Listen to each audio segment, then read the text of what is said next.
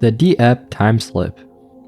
So this story describes an experience from 1992 by a user named Jetson on the website yourghoststories.com and tells of a man and his wife's experience during their honeymoon in France.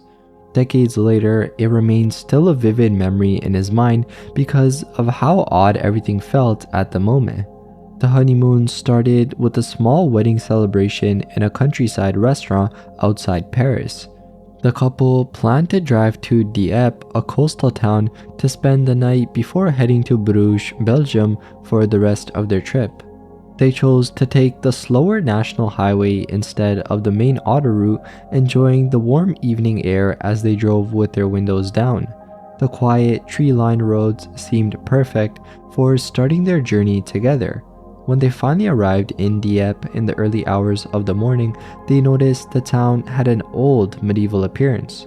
Passing through a gate, they found themselves navigating cobblestone streets surrounded by fortress-like towers. The streets were completely dark and silent also, with no sign of life, no cars, no people, or any animals. The only light came from the moon, which guided them through the unfamiliar streets. Regardless though, the whole silentness of the whole town left them both pretty uneasy, though neither of them mentioned it out loud. After some difficulty parking their car near the coast, they walked back to their destination, which was the Hotel Windsor. The hotel's entrance felt like stepping into another era.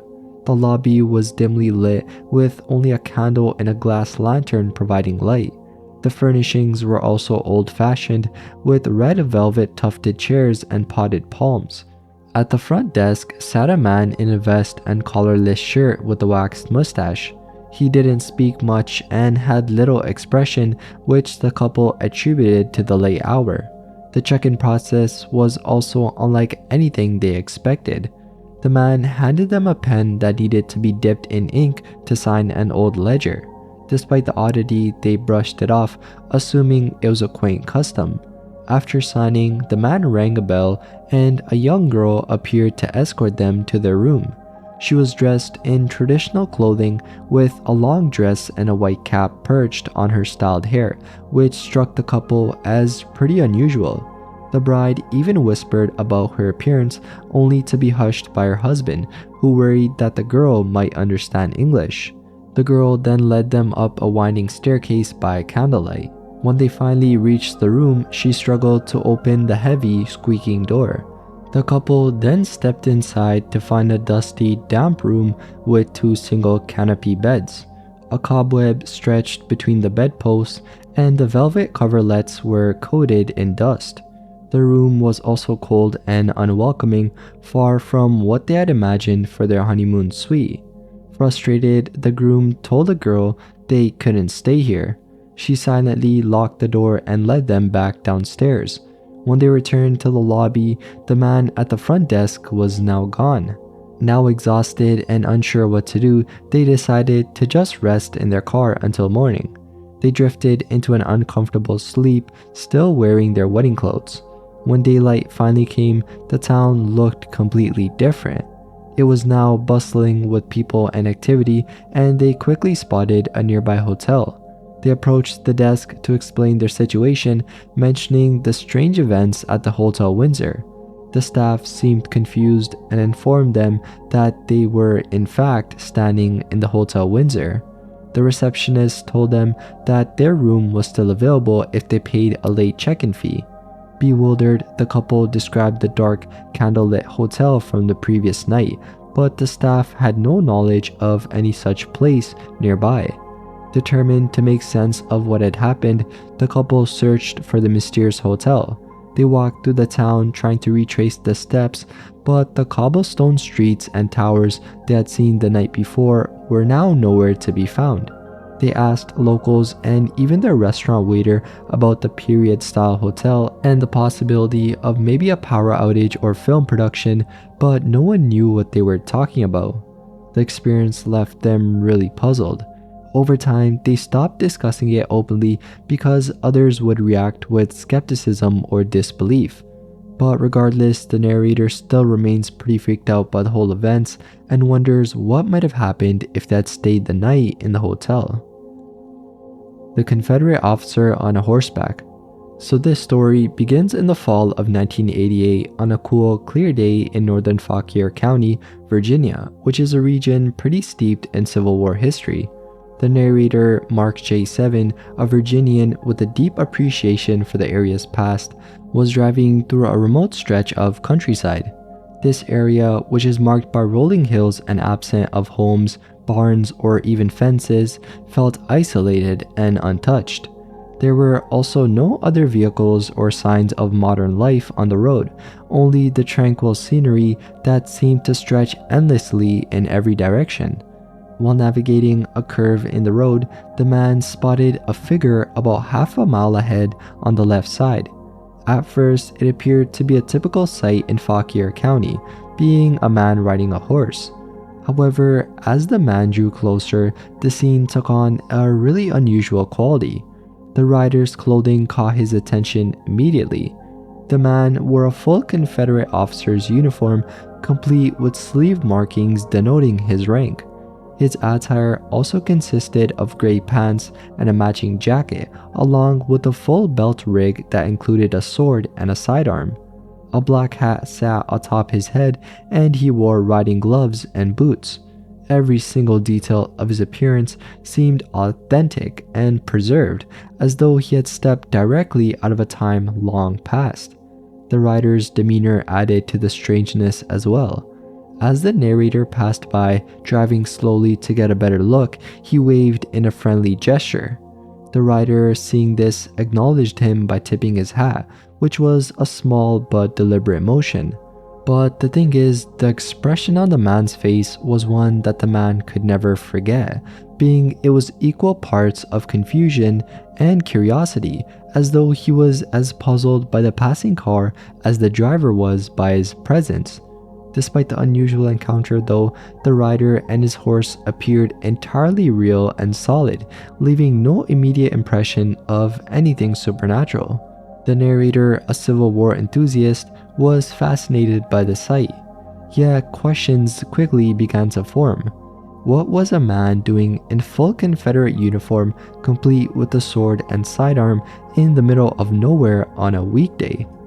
His appearance was unpolished, his beard unkempt, and his hair long enough to escape the edges of his hat.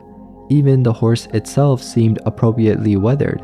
The scene felt all too genuine to be a reenactment or some costume event, especially given the remoteness of the location and the lack of any apparent audience or purpose. As the man continued driving, the realization struck that this might not have been an ordinary encounter. The strange man on the bicycle. A man by the name of Ravish recounted an experience from the summer of 2005 that has puzzled him for over a decade. The incident involved a late evening ride with his friend Ankit to a nearby dam, a popular spot typically frequented by many people. That evening, Ankit visited Ravish's house as he often did, and they decided to go for a ride. They left around 7:50 p.m. with Ravish riding the bike and Ankit seated behind him. The journey started uneventfully, but as they turned off the highway onto the road leading to the dam, Ravish couldn't help but notice how deserted the area was. The only other person they saw was a man on a bicycle. Ravish jokingly remarked about how eerie the man looked, but they didn't think much of it and continued their ride. As they drove further, Ravish kept checking the bike's fuel meter, which was on reserve. Oddly, the speedometer and odometer appeared stuck, showing a steady speed of 40 and no change in distance. The usual stillness of the road began to freak him out. Ravish asked Ankit if it was always this quiet, but Ankit assured him it wasn't, making the absence of people even more odd.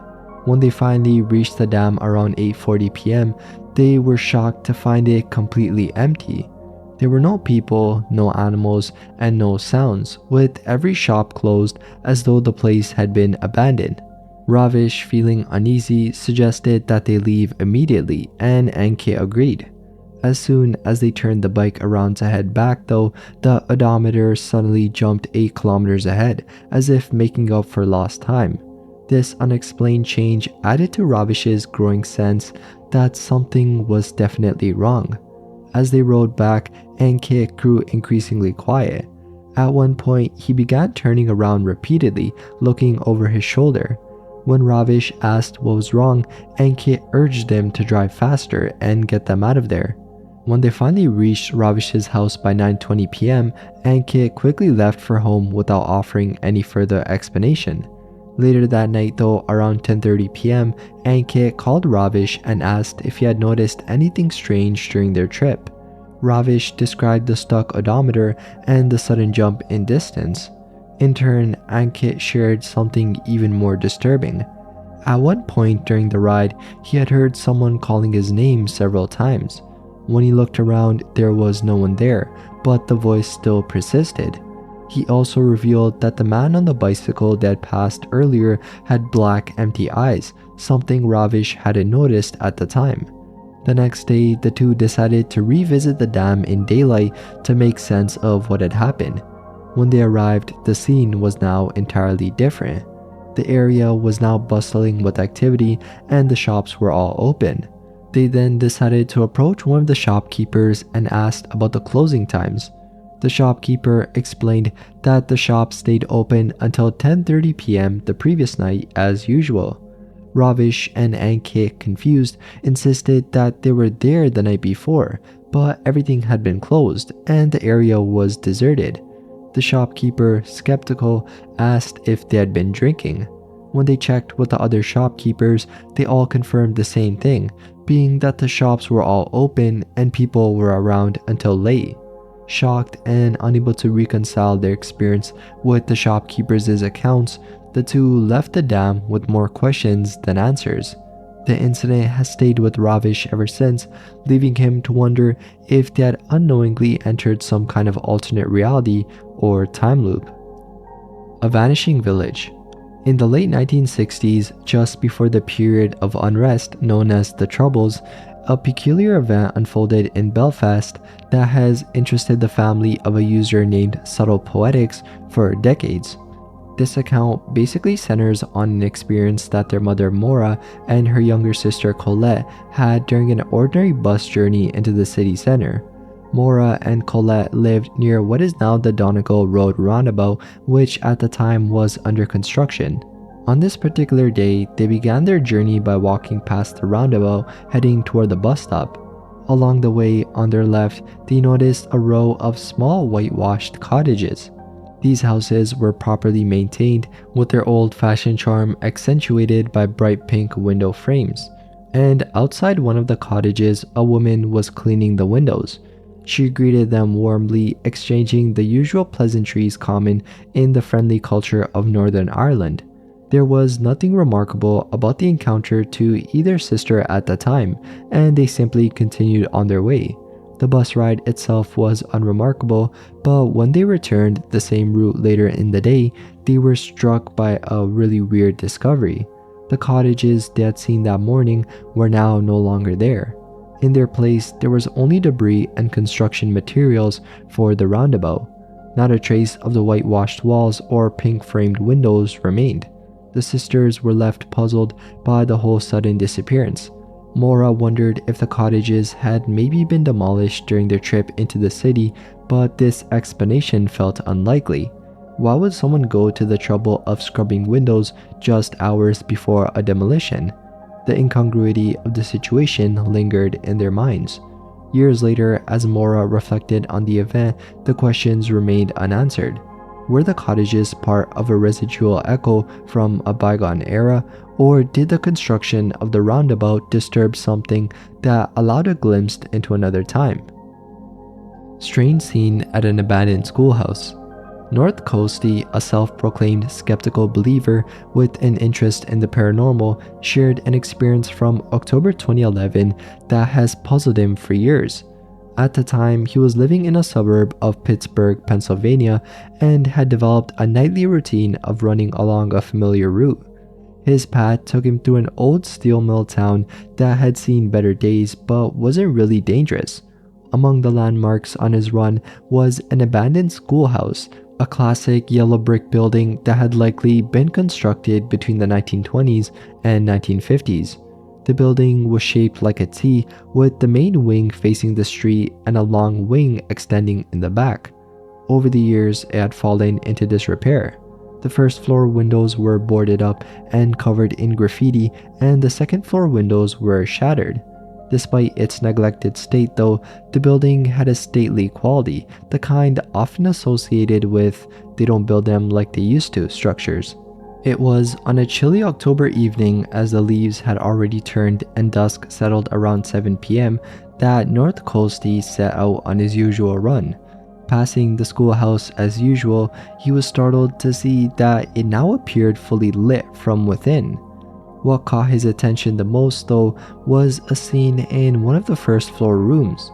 Through a window, he saw a small gathering of people, seemingly part of an open house event. They stood chatting and enjoying refreshments in a brightly lit room covered with a bulletin board decorated for Thanksgiving, despite the holiday being over a month away. Among the group, one figure stood out, being a man in an unflattering sweater with dark hair parted to one side. He seemed ordinary, but added a vivid element to the surreal tableau. A clock also hung on the wall, and the room appeared freshly maintained, far from the decay he was used to seeing. Not giving it much thought in the moment, he continued his run, focused on finishing before the dark deepened. It wasn't until he gone a block or two that the realization hit him that the school was abandoned. He stopped in his tracks, stunned by what he had just witnessed. Turning back, he ran to the schoolhouse, only to find it as it had always been, dark, empty, and crumbling. The windows were once again boarded up, the graffiti and broken glass in their usual places. There were no lights, no gathering, no decorations. It was as if the scene he had seen moments earlier now had evaporated. The vividness of the experience, though, left a deep impression. He describes himself as a healthy, sober, and not prone to hallucinations or an overactive imagination kind of guy. Despite his skepticism, though, he struggled to explain what he had seen. Also adding to the mystery was that the school was eventually torn down after being deemed too far gone for renovation. Its potential as apartments or a brewery was never realized, and a modern, less remarkable school was built nearby. Though the original building is now gone, the memory of that moment still remains. The user has revisited the site during work trips now, but has never experienced anything similar ever since. Flashback by the Tennessee River. Frances, a young adult and writer of 2 short stories, recounted a mysterious and vivid experience from her childhood that has still lingered in her memory. This occurrence, which she refers to as a flashback, took place when she was 6 years old and her family had recently moved from Michigan to Tennessee, settling near the Tennessee River. It was one of the several paranormal moments she would later experience in the area. During a car ride shortly after the move, Frances was sitting in the backseat, gazing out the window and observing the new surroundings. As they drove, her attention was drawn to an old-fashioned scene that seemed to come straight from another time. She spotted a hill with a sturdy brick house that had an air of age and permanence, though it wasn't a grand mansion. Descending the hill were 2 or 3 women dressed in simple, old-fashioned attire. They wore bonnets and plain dresses and carried buckets as if they were heading to fetch water. Despite their dated clothing though, the women appeared cheerful and engaged in conversation as though they were enjoying their walk together. The scene struck Frances as pretty unusual, but as a child she chalked it up to the woman playing dress up. The thought kinda amused her and she wished that she could watch them longer. However, as the car continued on, the moment passed. When she later looked for the same hill and house, she found something entirely different. The area had now been modernized, with trees and a street of houses replacing the open land she had seen. The prominent hill she remembered seemed to have been leveled during development. At the time, Frances dismissed the experience as a child's imagination, but the memory ended up resurfacing years later, and she began to question what she had seen. The image of the women and their surroundings was too vivid and detailed to have been a daydream. She realized that what she had witnessed might have been a glimpse into the past, a sort of flashback to an earlier time when the land was less developed. Her proximity to the Tennessee River as well made the image of people fetching water even more plausible, deepening her sense that she had momentarily stepped into another era. While the incident didn't really frighten her, it left her interested by the fluidity of time and how it seemed to shift in that brief moment. She likened the experience to a movie scene rewinding to an earlier point, emphasizing how surreal it felt to witness such a vivid snapshot of the past. Although Frances never experienced another flashback at that specific spot, she noted that other areas of the neighborhood seemed to evoke similar phenomena. The weird experience at the Chase House. A man named Rook Digan recounted an experience involving the Chase House in Portsmouth, Rhode Island. This house, which was once the residence of John Chase, a state representative, sits in a state of disrepair, valued modestly for its structure, but far more for the land it occupies. Its storied past and deteriorating condition make it an interesting landmark, but one autumn evening 6 years ago, Rook Digan and his wife witnessed something that elevated it from merely an old house to a mysterious anomaly. On a fall night during a date, they decided to drive by the Chase House, a spot they admired for its historic charm despite its dilapidation. At approximately 11:30 p.m., as they approached, something really odd caught their attention. They simultaneously noticed what appeared to be a restored black front door, flanked by softly flickering porch lights that resembled gas lanterns. Intrigued and hopeful that the house might finally be undergoing renovations, they parked nearby and ventured closer. The scene was uncanny.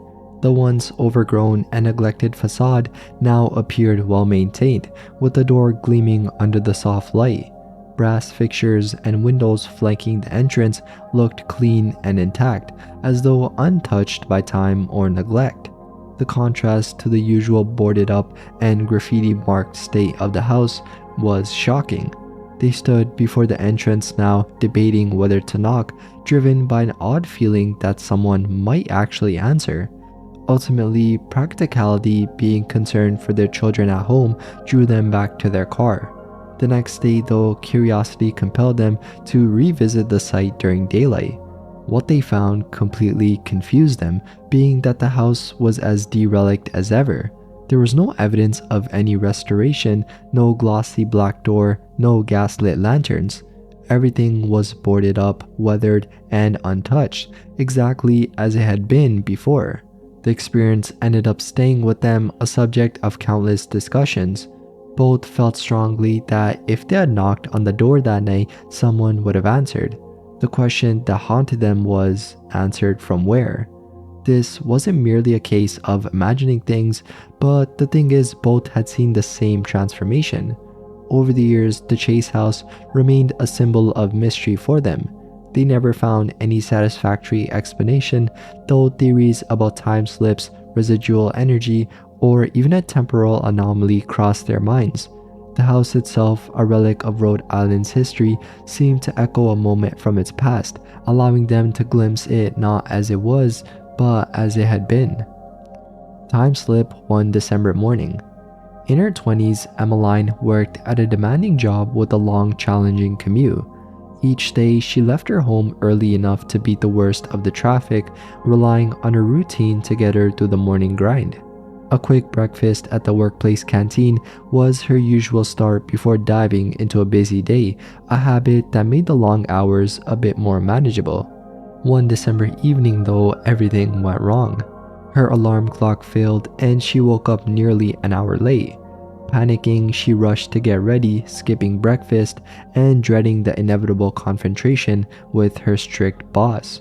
As she joined the highway traffic, her fears were confirmed, being that the cars were crawling and every inch of the journey seemed to drag. The radio provided updates every 10 minutes, and for a while, it was just another typical chaotic morning on the road. The turning point, though, came as she approached a cloverleaf exit notorious for its tricky merges and bottlenecks. A sharp, sudden sound, like the pop of shifting air pressure, caught her attention as she prepared to maneuver through the merge. Suddenly, the road ahead was empty, completely free of traffic. The usual hum of cars and chatter from the radio disappeared, replaced by quiet. Even the sky seemed darker, as though a storm might be on the horizon. When she reached her workplace's gate, she noticed the guard on duty wasn't the familiar face she saw every day. This man seemed out of place, as if he'd stepped straight out of another time. His uniform, demeanor, and even his posture felt really off. Emmeline couldn't shake the feeling that something was wrong. Watching him in her rearview mirror as she drove into the parking lot, she noticed he didn't move or return to the guard shack. Then, as she parked, an eerie sensation hit her. The world seemed to shift, as if she'd been spun around blindfolded. Everything felt subtly different. The parking lot, typically bustling with cars and colleagues, was empty. Just as the unease became overwhelming, her car radio crackled back to life. The announcer's voice came through, "Good morning, Bay Area. It's 6:29 and traffic is still light." Her watch, though, read 8:29. Emmeline sat there, trying to make sense of this time discrepancy. She checked other radio stations, but they all confirmed the same early hour. When she stepped into the building, every clock she saw matched the radio's time. It was as if the previous hour of chaos and stress had vanished. The rest of her day proceeded as usual, but the experience left her questioning what had happened on that surreal morning. She never forgot it, replaying it in her mind over the years, wondering what could explain such a strange and unexplainable shift in time and reality. The time slip in a church. In a rural area of Minnesota, there's a small chapel with a quiet and unassuming presence. Its history stretches back decades, with many of the original settlers buried in the adjacent cemetery. The chapel's interior is also modest, featuring 2 rows of wooden pews separated by a wide central aisle, along with narrow pathways flanking the sides. Religious artwork covers the walls, and 2 prominent niches near the altar hold statues, one of Mary cradling the infant Jesus and another of a saint, much smaller and less ornate. Generations of local families have maintained a connection to this space, finding solace within its walls. On one particular afternoon, though, the chapel was visited by a young man preparing to enter the Catholic seminary accompanied by a friend. His family had lived near the church for at least 4 generations, and his great-grandfather's grave rested in the nearby cemetery. The young man often prayed in the chapel, particularly near the statue of Mary and Jesus, while his companion found quiet refuge elsewhere in the space. The chapel exuded an inviting atmosphere, providing an escape from the concerns of everyday life. The peaceful routine of the afternoon, though, was interrupted when the companion, seated across the aisle from the praying man, began to feel a shift in the air. The stillness of the room seemed to deepen, as if the usual background sounds had been momentarily muted. Curiosity led them to a glance toward the niche that typically housed the small statue of the saint. In its place now was a larger and more commanding figure, being a statue of the angel Gabriel, carved with widespread wings and a gleaming sword. The style matched that of the Mary and Jesus statue, as though it had always belonged there. Startled by the unexpected sight, they stood to get a closer look. The angel's detailed craftsmanship and presence felt almost alive, but the surprise had only begun. Turning to glance at the pews, the sight that greeted them was even more extraordinary. The chapel, typically empty during such visits, was suddenly filled with figures. Rows of people occupied the pews, their forms faint and translucent, as though existing in a different layer of reality. The colors were muted, their outlines barely solid, but the details were unmistakable. In the front pew sat a woman with a hat perched atop her hair, styled in a manner reminiscent of decades past. Beside her was an older woman with a scarf or veil draped over her head, with her posture upright and reserved. On the other side of the younger woman were two children, with their features less defined but still visible. The scene held a ghostly stillness, but the younger woman turned slightly, with her expression shifting into one of visible surprise, as if she too had seen something unexpected. Within moments, the ethereal vision faded. The figures had dissolved, leaving the chapel's pews empty once more. The silence broke as the soft murmur of the praying man's voice returned, grounding the space in its present reality. Overcome by the encounter, the observer hurried out of the chapel, retreating to the steps outside to collect their thoughts. When the prayer had ended, the two left the chapel together. A recounting of the experience followed, including a detailed description of the statue of Gabriel and the altered arrangement of the pews. The description was shared with the young man's grandmother, who confirmed that such a statue had once been there in the chapel, along with a different configuration of seating. However, she noted that these details had not been part of the church for more than 50 years, suggesting a connection to a distant past. Time slip in New York. In 1999, a man named Sebastian visiting New York City found himself experiencing a weird event. Recently divorced and seeking a brief escape from the stress of life, he planned an 8-day trip to the city, intending to immerse himself in its cultural landmarks, museums, and theaters. Staying in a low-cost, somewhat run-down hotel in the East Village, he filled his days with visits to renowned sites like the Museum of Natural History and spent evenings exploring local cafes and venues. 4 days into his trip, after a day of sightseeing, he set out in search of a quiet place to eat. The bustling streets of the East Village were now alive with activity, and many restaurants were filled to capacity. Wandering through the neighborhood, he came across an unassuming cafe that caught his attention. The establishment radiated warmth, with its interior evoking a distinctly 1960s ambiance.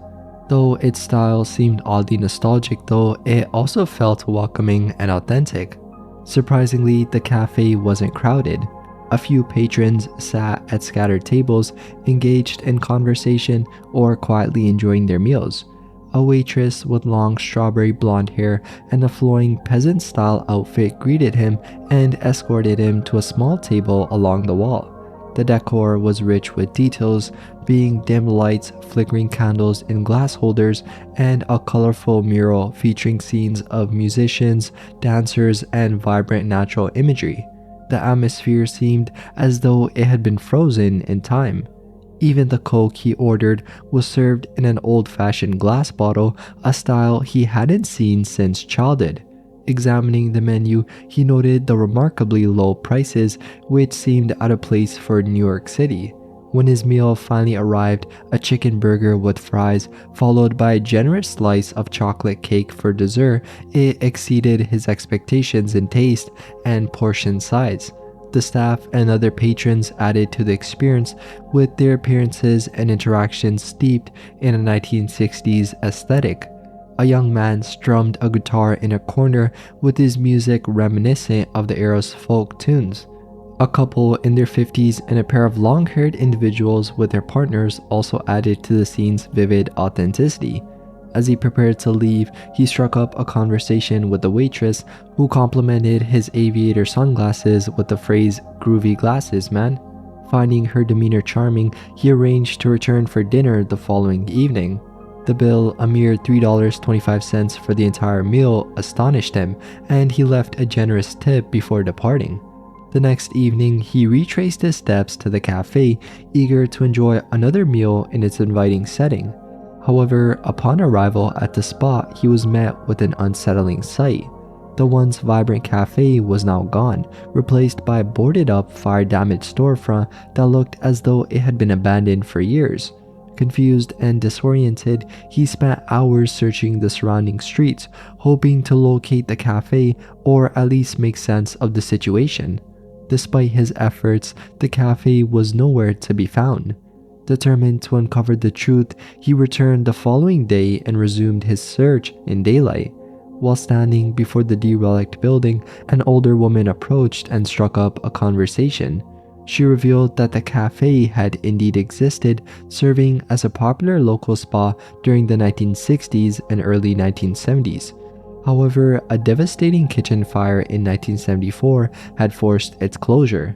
Unable to afford repairs, the owners had sold the building, and subsequent tenants faced repeated misfortune, leading to its eventual abandonment. The woman shared that she too had once encountered the cafe long after its closure, describing an experience kind of similar to his own. Despite attempts to learn more though, many locals dismissed his inquiries, either denying the possibility or reacting with hostility. One elderly woman, visibly agitated, referred to the establishment as a damned filthy hippie drug users cafe and refused to discuss it further. Another individual accused him of imagining things or seeking attention. The little old church in the bush. During the lockdown of 2021, boredom and the desire to escape led to an unexpected journey into the Australian bush. A man known by the name Aussie Red Dog, defying restrictions that limited travel to within 5 kilometers of home, decided to pack up and leave. He loaded his old 78 Holden Kingswood with a swag for sleeping, an esky stocked with beer and food, and borrowed his best friend's Jack Russell for companionship. The weather was grey and wet, but it didn't deter him. The open road offered a sense of freedom he desperately needed.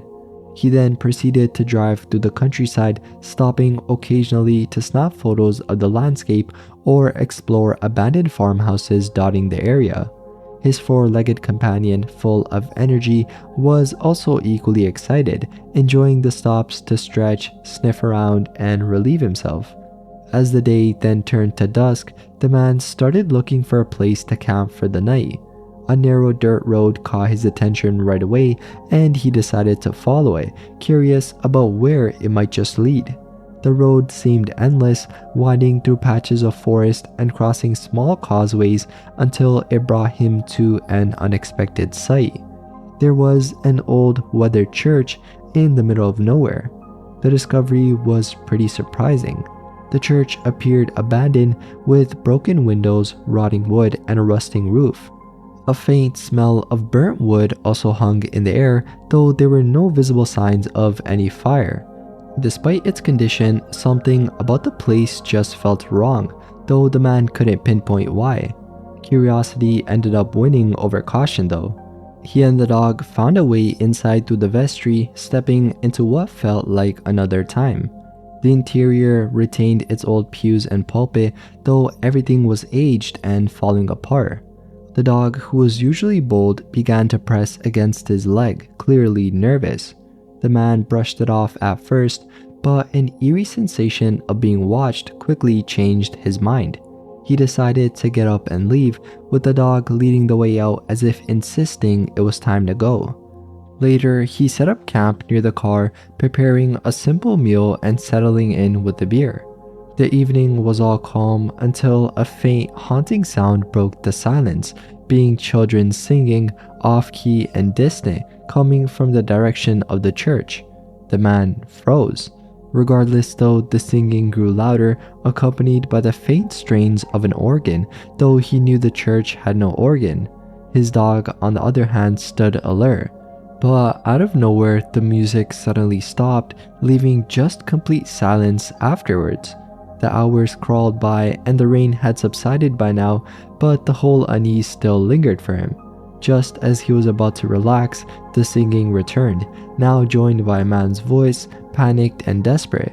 Fear kept him rooted to the camp, but for Aussie Red Dog, he refused to go back to the church at all and spent the rest of the night awake, waiting for dawn.